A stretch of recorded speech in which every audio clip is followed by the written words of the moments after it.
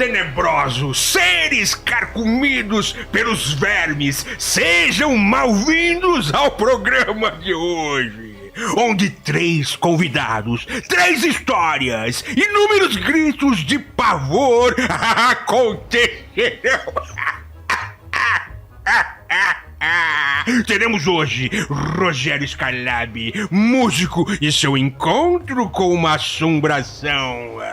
Ju Cassini, influenciadora e o engenheiro da NASA que foi perseguido por um demônio exorcizado. E para fechar, Daniel Pires, influenciador de terror, relatando sua experiência em ser perseguido por uma criança desencarnada.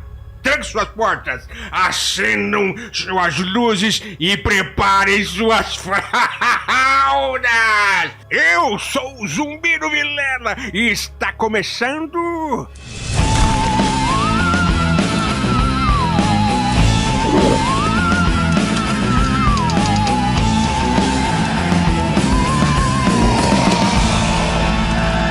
Histórias tenebrosas para se contar em volta da fogueira.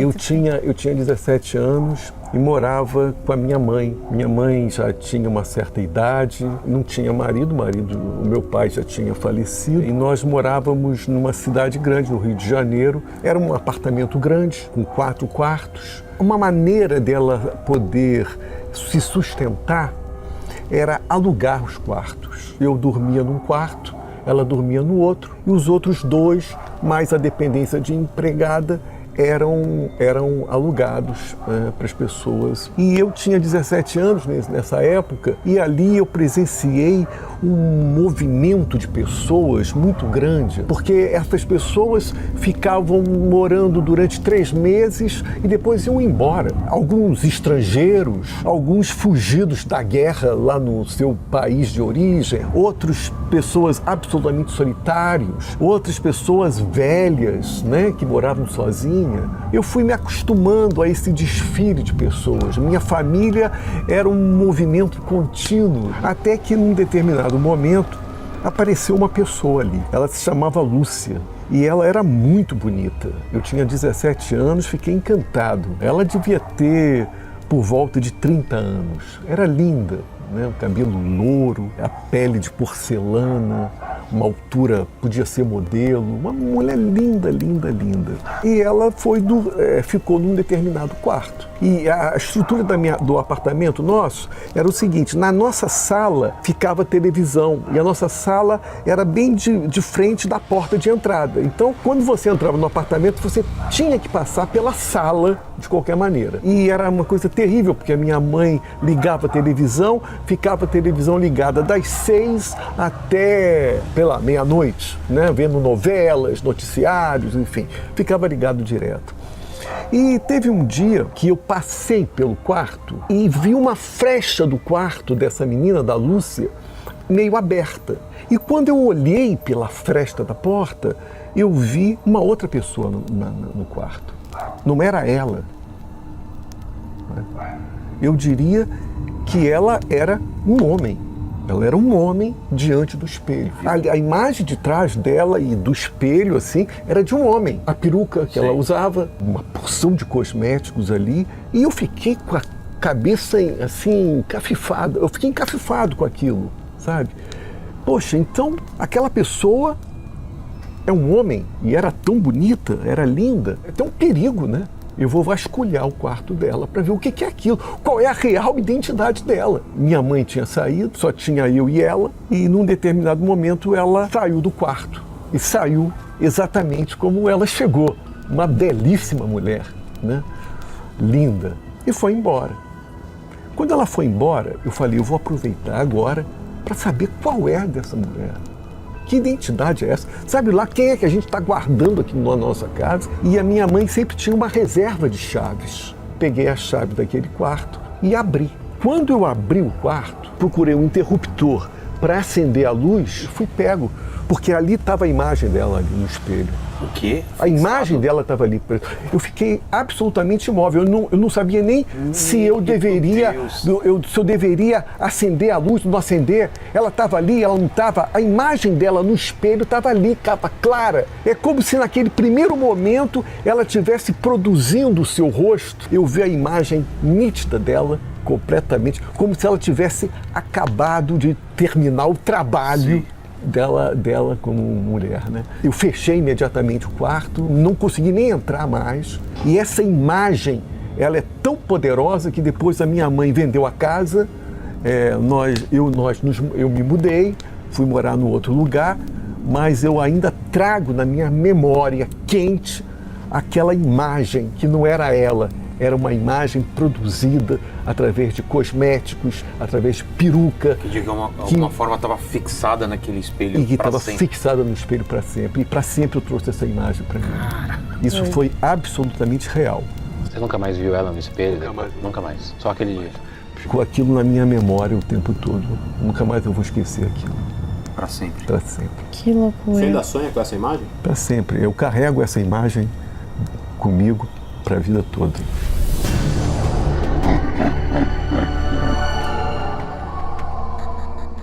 Ju, é contigo agora. Eu vou contar uma história que foi uma das histórias que mais me chocou. Acho que foi uma das poucas que me deixou com medo de verdade.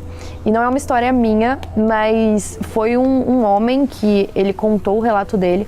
O nome dele é Bill Vail. Ele foi engenheiro na NASA. Ele sempre se apresentou como uma pessoa muito racional e muito cética. Então, quando esse tipo de coisa aconteceu com ele, foram explicações racionais que primeiro ele tentou pesquisar, né? Ele tinha acabado de se divorciar da esposa e aí ele decidiu que era hora de voltar para a cidade natal dele. Quando ele voltou para essa cidade, ele procurou uma casa, morava sozinho, ele já era mais velho e ele precisava de um emprego novo, né? Ele já tinha se aposentado desse trabalho. E aí o irmão dele morava na cidade e recomendou que ele trabalhasse junto com ele. O trabalho deles para fazer instalação de algumas coisas de água dentro da casa das pessoas. Era um negócio que você precisava agendar com eles para eles irem até a casa e fazerem essa instalação. E aí ele estava trabalhando normal e aí um dia a chefe deles disse que uma mulher ligou pedindo para fazer esse agendamento, só que ela foi muito firme em falar que ela precisava que fosse no sábado e às 5 horas da tarde. Não tinha como ser em outro dia. E se eles chegassem um pouco antes ou um pouco depois, ela não ia abrir a porta. Ela precisava que fosse às 5 horas. E aí, ele e o irmão dele ficaram discutindo entre si, porque trabalhar no sábado, não sabia quem ia. Mas o Bill falou, não,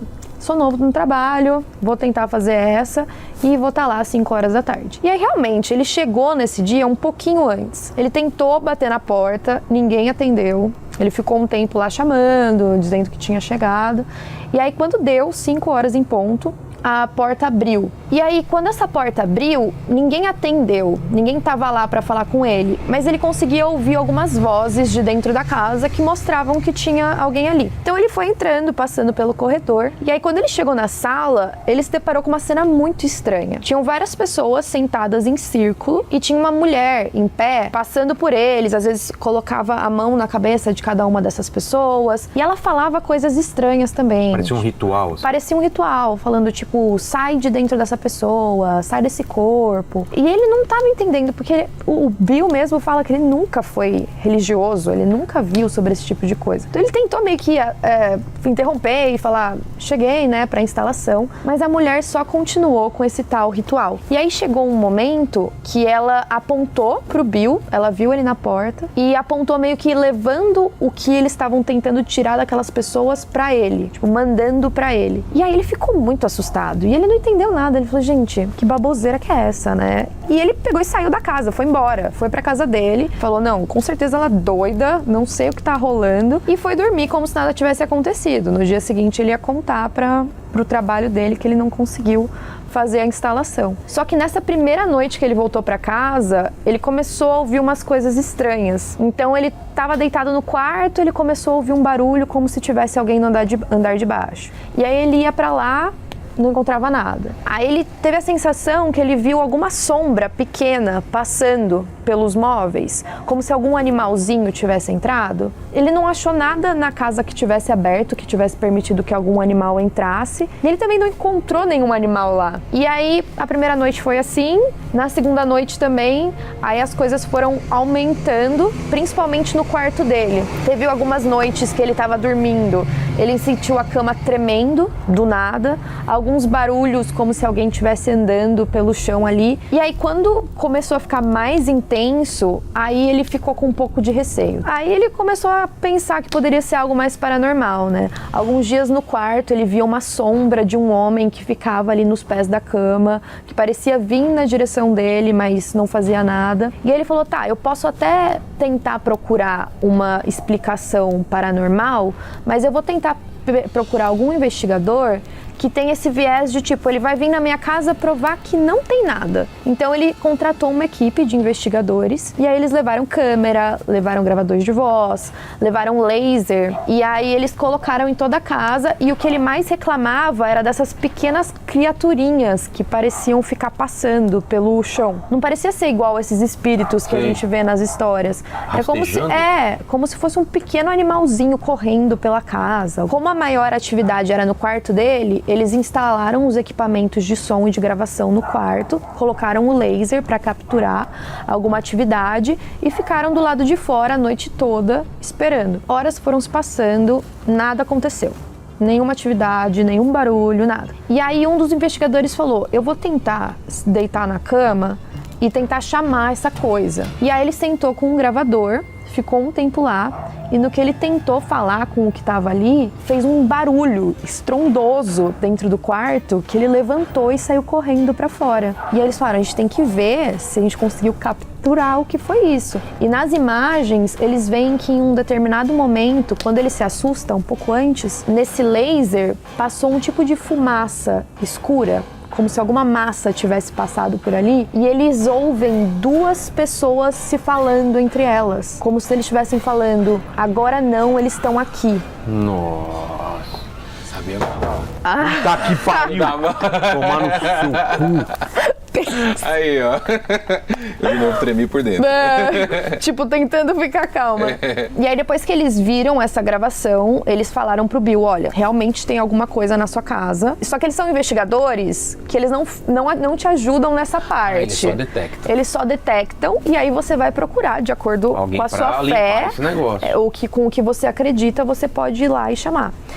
E aí o Bill não sabia, ele nunca frequentou igreja, falava, vou chamar padre, quem que eu vou chamar, né? Então, pelos próximos dias, ele não chamou ninguém. Só que a atividade parecia que tinha irritado o que estava ali com ele fazendo essa investigação. Então, agora, as luzes ficavam, às vezes, acendendo e apagando, móveis se mexendo. E teve uma noite que foi a gota d'água para ele, que ele estava dormindo e aí ele viu aquela mesma sombra do homem, mas dessa vez vindo em direção a ele e parecendo que ia atacar ele de fato. E aí, quando ele foi se levantar para sair correndo, desapareceu. E aí um padre foi para fazer um exorcismo. Esse primeiro exorcismo não foi bem sucedido. E até onde vai o relato dele, ele diz que ele já fez 3 exorcismos naquela casa e ele ainda não conseguiu se livrar do que quer que tem ali. E aí no final, ele diz que ele acredita que aquela mulher que ele visitou, que ele precisava fazer a instalação, sabia que uma pessoa de fora ia chegar naquele momento, que ela estava finalizando o ritual, então ele ia levar embora com ele o que quer que estava naquelas pessoas que estavam sentadas ali. Jogou pra ele, né? Tipo, jogou pra ele. Com você, né?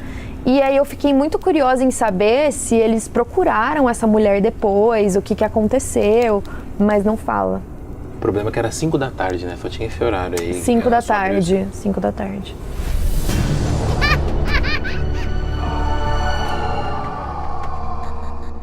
E a tua história? Bom, a minha história, ela envolve espírito de criança. Não. Você não tem outra história? Porque com espírito de criança é complicado. Porque assim, uma vez, só pra contextualizar, uma vez entrou um menino lá em casa brincando de esconde-esconde. A gente morava no interior, ele entrou brincando de esconde, menino vivo. E a gente morreu de medo, porque a gente pensou que era o espírito, que ele ficava correndo em volta. E era o filho da vizinha. Fala, seu filho tá aqui, se escondendo, tira ele daqui. Infelizmente ele tá vivo. Ele tava vivo. Porque eu não vi ele se escondendo. E a partir desse dia, eu comecei a ficar com medo de criança. Né? E acho que é uma coisa que dá bastante medo, porque o espírito de criança, ele corre, você não consegue ver de maneira nítida, igual o Skylab contou agora que viu uma mulher no espelho. A gente não vê espírito de criança, que eles passam correndo e dá muito medo. E muitas vezes eles vêm correndo na nossa direção. E aí a gente fica com mais medo ainda. E essa história, ela aconteceu no interior de São Paulo, na cidade de Avaré, dá umas 3 horas daqui da capital. Eu passava as férias em Avaré quando eu era criança. Então, comecinho de dezembro, que já terminava as aulas, eu já ia pra Avaré passar as minhas férias na casa da minha avó ainda é viva. E minha avó sempre foi muito religiosa, muito católica. Então, em todo feriado de finados, né, 2 de novembro, a gente ia pro cemitério pra visitar a sepultura do meu avô, o cemitério lá de Avaré. E aí eu me lembro que sempre quando eu ia, quando eu era criança, eu via a sepultura, uma sepultura azul, pequenininha, no cantinho do cemitério, assim, com azulejo azul e a foto de um menininho. Sabe aquelas fotos antigas? De um menininho com chapéuzinho, sinistra, né? Um babadinho aqui. Aquela foto desgastada. Desgastada, em preto e branco, naquele porta-retrato de túmulo. E aí o nome do menino era Raimundo Carvalho. Só que todo mundo falava, eu tô vindo pro túmulo do Raimundinho. E eu ficava ouvindo como criança. Quem que é Raimundinho? E aí minha avó falava, Raimundinho é aquele túmulo ali, bem no canto do cemitério. E aí quando eu chegava no túmulo do Raimundinho, era uma coisa linda, acreditem ou não. Porque tava lotado de doce. Tinha doce, tinha brinquedo. E eu ficava, nossa, mas que túmulo bonito. Morrendo de vontade de pegar uma bala e comer. Minha mãe falava, não come isso aí, é do Raimundinho. E aí eu sempre cresci com esse imaginário na minha cabeça dessa sepultura colorida. Pra mim era um contraste, né? Então toda vez que eu ia, eu ficava de longe. Cadê o túmulo do Raimundinho? Ele tinha algodão doce, era lindo. Eu cresci, fiz faculdade de audiovisual, sempre gostei de vídeo. E uma vez eu fui com uma câmera, lembra aquelas câmeras handcam? Fui com uma câmera dessa de handcam e fui gravar o cemitério. Olha o meu tour, o que eu fazia quando era na faculdade. E eu fui gravar o túmulo do Raimundinho. Aí um dos meus primos pegou e falou assim, você não trouxe o doce do Raimundinho? Ele vai lá te cobrar. Aí eu já me dei uma desvencilhada, assim, falei, para de mexer, eu só tô gravando o túmulo dele aqui porque eu gosto dele. Aí eu comecei a falar, viu, Raimundinho, eu gosto de você, pra ele, né? Mas eu não levei doce, efetivamente. Gravei o túmulo, eu lembro de eu gravar a fotinho dele, dar zoom na foto dele assim, aquela foto antiga. Filmei tudo, beleza, guardei a câmera e fui pra casa. Aí lá no interior eu tinha uma prima, porque ela faleceu, ela tinha 6 filhos. Aí minha mãe falou, vamos lá ver os filhos da Cristina, que nasceram 2 gêmeos, né? E um dos gêmeos tinha falecido. Falei, vamos. E aí um dos gêmeos chegou pra mim, o gêmeo que sobreviveu, obviamente, chegou pra mim, o João Gabriel, que hoje já tá com 19 anos. Tio, compra bala pra mim. Aí eu peguei um sacão de bala, comprei e distribuí, fizeram a festa lá. Ele, obrigado e tal, não sei o quê. Beleza, guarda essa informação que daqui a pouco ela é importante. Cheguei em casa, fui dormir. Nesse dia era festa de fim de ano, a maioria estavam dormindo na chácara que meus pais têm lá. E aí eu fui com a minha mãe dormir na casa da cidade. Minha mãe tava dormindo no quarto dela na frente e eu fui dormir no quarto do fundo. Eu dormindo de madrugada, eu acordo meia-noite, lembro até hoje, 00:14. Sabe esses barulhos dentro da parede que faz? E era um barulho que parecia que vinha perto de mim. Começava longe, fazia. E aí eu assim, que porra é essa, né? E aí eu fui lá pro quarto da minha mãe, né, de madrugada. Ô mãe, bem criança, eu já era adulto, mas... Ô mãe, o vizinho aqui tem criança? Ela falou, tem uma criança que mora aí. Eu falei, ufa, né? Mas eles estão viajando. Aí eu... E no outro lado da casa? No outro lado da casa é terreno baldio, não tem ninguém. Aí eu não tinha lembrado do Raimundinho. Aí eu falei, tá bom então. Aí fui dormi, quando eu acordei era 3:12 da madrugada, de novo. E corria. Agora tava perto de mim, corria assim. Aí eu acendi o celular, coloquei no colchão e o medo de ver uma criança agachada assim, olhando pra mim. Não vi nada. Só que aí, na hora que eu fui de novo pro quarto da minha mãe, falei, mãe, essa criança não para de correr. E minha mãe com sono, querendo dormir. Ela falou assim, não tem criança nenhuma. É o Raimundinho que veio com a sua câmera. Você foi filmar o túmulo dele, ele veio. Pronto. Aí era o Raimundinho. Era. Aí eu não consegui dormir mais. E aí nesse dia, eu realmente sentia muito medo, porque era um barulho nítido. Fazia tipo... Parecia realmente alguém. era uma criança correndo e não tinha ninguém em volta. Era 3 da madrugada, que peste de criança que ia correr 3 da madrugada. E eu fiquei com tanto medo, Vilela, que eu comecei a dar vontade de chorar, igual criança mesmo. Aí o que eu fiz? Fui pegar a câmera e aí eu comecei a apagar o vídeo. E era uma câmera Handicam que tinha uns DVD, era um DVDzinho, você gravava no DVDzinho. Aí se você apagava, já era, você perde o DVD, porque você já usou o DVD. E aí eu comecei a apagar com tanta pressa e aí fez o último barulho, fez... Parou na minha frente, assim. Aí eu... E eu não via nada, tava escuro, tava um breu. Eu só tava com a luz da câmera, igual essa fogueira aqui, na câmera na minha cara. E na hora que eu olhei, que eu tava apagando desesperadamente, a foto dele travou na telinha. Ficou a cara dele. E eu, filha da... apagando, assim, ó. Nessa hora eu tava com tanto medo, que eu peguei e falei assim... Eu falei em voz alta, 3 da manhã, sozinho, com eu e Raimundinho. Aí eu peguei e falei, Raimundinho, se você estiver aqui... Eu não te dei doce no seu túmulo, mas eu levei doce pros filhos da Cristina. Então eu vou te levar na próxima vez. Mas dessa vez eu levei pros filhos da Cristina, é tudo criança.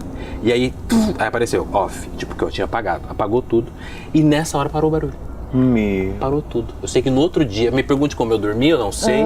Porque no outro dia acordei no sofá. Cagado, negócio jogado no chão. E a minha mãe assim, por que você deixou a câmera jogada no chão? Eu fui ver o túmulo que você gravou ontem, não tem nada gravado. Eu fui ver os filhos da Cristina que você gravou, não tinha nada gravado. Eu falei, eu apaguei tudo. Falei, não fale mais o nome desse moleque. Meu Deus. Não, mas aí eu fiquei com medo. Aí eu fui pro cemitério depois, né? Aí eu não levei bala de novo, porque eu falei, se eu levar, ele vai querer que toda vez que eu venha. Eu contei essa história pra minha família depois, todo mundo, você é medroso, você é o quê? E aí eu contei, aí minha tia ouviu essa história, eu lembro que no outro dia minha tia ficou, vamos pro cemitério comigo? Aí eu falei, por quê, Claudiana? Aí ela, não, eu quero ir, eu quero ver. Eu falei, tá bom, vamos. Aí ela, onde é o túmulo do Raimundinho? Eu falei, ficou curiosa? Ela, fiquei curiosa. Falei, vamos lá então. Aí ela chegou e falou, dá licença, deixa eu fazer uma prece aqui. Aí eu de longe fiquei olhando, ela tirou uma paçoquinha do bolso. Tava com medo, né? Assim, aí eu falei, que foi, Claudiana? Ela falou, Daniel, eu ouvi passos em casa. Ele veio atrás de mim porque eu não trouxe doce. Eu vim ontem no cemitério pra ver o túmulo do nosso avô. E eu não deixei doce, eu passei aqui. Aí eu falei, ela então é também. assim que o Raimundinho... tem doce aí, oferece pro Raimundinho. Nossa Senhora. E aí, Raimundinho, é pra você. E até hoje, Vilela, eu vou até comer, porque, né? Quando brinda... Mas vamos comer. Quando brinda tem que comer. E até hoje, eu até escrevi esse conto, foi parar num livro que chama Antologia do Medo. Tem várias histórias de terror. E até hoje, toda vez que eu vou pro túmulo em Avaré, eu levo um doce pro Raimundinho. Nunca mais. Raimundinho na sua casa, credo. Eu levo um docinho. Eu vou levar brinquedo da próxima. Falam que também brinquedo ele não... Mas isso foi uma experiência minha. A história do Raimundinho, ela é uma história muito triste em Avaré, porque ele teve meningite, numa época que não sabia-se o que era meningite. A única que cuidou dele foi a mãe.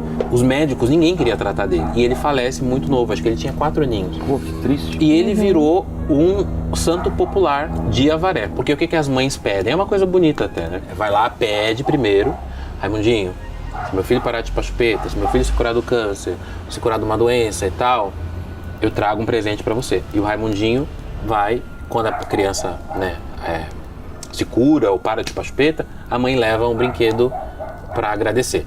Porque dizem que as crianças, como elas morrem, quando elas morrem crianças, elas são muito puras, então elas vão pra perto de Deus mais rápido. E elas intercedem mais rápido. Tá ali do lado de Deus, fala, Dona Maria lá pediu pelo filho dela parar de chupeta. Beleza, graça concedida. Então agora me dá o meu carrinho, entendeu? Mas também se a gente visitar, gravar e não levar doce, já sabe o que acontece. Exatamente. Uma visita à noite. Você consegue solucionar o mistério de hoje? Ju, Daniel, agora eu vou contar parte de uma história tenebrosa. Eu falo parte porque vocês vão ter que completar a história e entender o que aconteceu. E eu só vou poder ajudar vocês com as respostas sim, não e irrelevante. Combinado. A história é o seguinte: um homem está no quarto dele, sente sono, apaga a luz, dorme. No dia seguinte de manhã ele acorda, liga o rádio, escuta algo que deixa ele aterrorizado. Ele pega a arma que ele tinha guardado na escrivaninha e se mata. O que aconteceu? O mundo tinha acabado? Não. Apocalipse zumbi? Não. Ele morava sozinho? Sim. A família dele era viva? Irrelevante. Algo aconteceu com a humanidade? A humanidade como um todo? Como um não. todo. Ele estava envolvido nessa notícia? Sim. Ele fez alguma coisa que causou essa catástrofe? Ou... Sim. Ele foi cancelado na internet. Tem alguma coisa a ver a questão dele ter apagado a luz e ido dormir? Sim. Ih, calma aí, vamos pensar.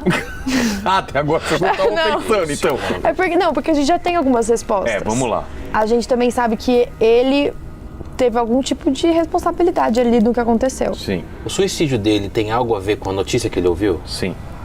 Tá. Porque às vezes o cara se matou. Ele se matou porque ele se sentiu culpado pelo que aconteceu? Sim. Esse cara ficou com medo de ser pego? Vou dar mais uma dica. Tá. Ele seria pego com certeza, mas a culpa é maior do que isso. Ele matou alguma pessoa que não deveria? Sim. Cara, então ele matou sem querer. A gente tá indo pro caminho porque talvez não seja somente uma pessoa. Ah, tá. É que você perguntou, você matou uma pessoa, matou, mas ele matou mais de uma pessoa. Tá, deixa eu ver. Sem querer? Ele estava no quarto dele, sentiu sono, apagou a luz, dormiu, quando acordou, ouviu uma notícia no rádio, cegou uma arma que estava na cabeceira, Tem a ver com apagar E a se matou. luz. Ele não podia apagar. Não. E ele apagou sem querer. Sim. E aí desligou alguma coisa que Sim. matou as pessoas. Sim. Ai, mas o que é? Aonde que você tá que você não pode apagar a luz? É, hospital que eu pensei. Porque talvez às vezes ele não desligou algo, talvez ele acionou algo. Ele acionou algo quando apagou a luz? Não. Ele desligou alguma coisa. Ele desligou a luz. Água? Será que tem alguma coisa a ver com água? Não, porque desligar a luz... Ele desligou a luz, então alguma coisa precisa de luz pra funcionar. O que é? É Deve ser uma coisa muito óbvia. É que eu acho que eu tô... deve ser muito... A Eu tô luz era pensando... muito forte, ele não ia conseguir dormir. Ele tinha esse trabalho, que a única coisa que ele tinha que fazer era deixar a luz acesa. Deixar a luz acesa. Sim. E aí ele foi lá, queria não conseguia dormir, falou, foda-se, e vou apagar. apagou. E aí matou um monte de gente. Sim. Por isso. Mas aonde Mas que ele profissão é essa? Não sei também. O que ele faz? Não sei. Onde Porque que a tem que missão do ficar? cara era só uma coisa, deixar a luz acesa. E ele vai e apaga a única porque, tipo, coisa que ele foda-se, eu precisa quero fazer. dormir. E mata o povo. Ele morava no lugar que ele trabalhava? Sim. Não, mas agora ferrou mais ainda. Agora que eu só vou saber. Fala pra mim o que você já sabe. Que ele trabalhava em um lugar que ele morava. Certo? E aí ele tinha que manter a luz acesa. Sim. E se ele apagasse, muitas pessoas iam morrer. Sim. Poderiam morrer. Poderiam morrer. E aí ele foi dormir, apagou a luz. E aí no dia seguinte ele viu as notícias que as pessoas morreram. Sim. E aí por isso E aí, ele ia por ser isso, ele tira a descoberto. própria vida. Aí ele vai lá e tira a própria vida. Tá. Puta, cara, é o quê? O necrotério? Deixa o povo Não, aí já estamos apodrecer. mortos, né? Mas talvez ele tinha amor pelos mortos. Aí eles ficaram quentes. Não, mas muita gente morreu. Alguém quer beber água? Água! Hã? Alguém falou em Eu água? falei água. Água? Eu falei água uma De onde hora. eles tiraram água? Ele cortou a água. Não é cortou a água. Ele cortou. Calma aí, é um A casa negócio... ficou 3 dias sem água, a gente ficou mal. A gente Não, tinha, Esquece a água! Esquece a água, então. Ele jogou. tinha alguma coisa na água. Sim. E aí, por isso que tava ligado, pra ela ficar potável. Era uma usina! Não! Gente, a água... Tinha alguma coisa na água. Aí ele desligou, foi contaminado. Vamos esquecer a água? Tá. Ah, tá bom. Quando tem muita água é o quê?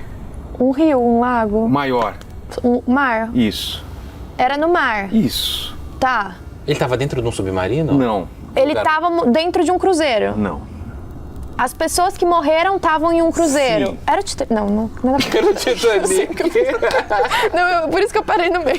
Não, bro. Tá, ele matou várias pessoas que estavam dentro de um cruzeiro. Sim. Porque ele desligou... A bomba. Não! O motor.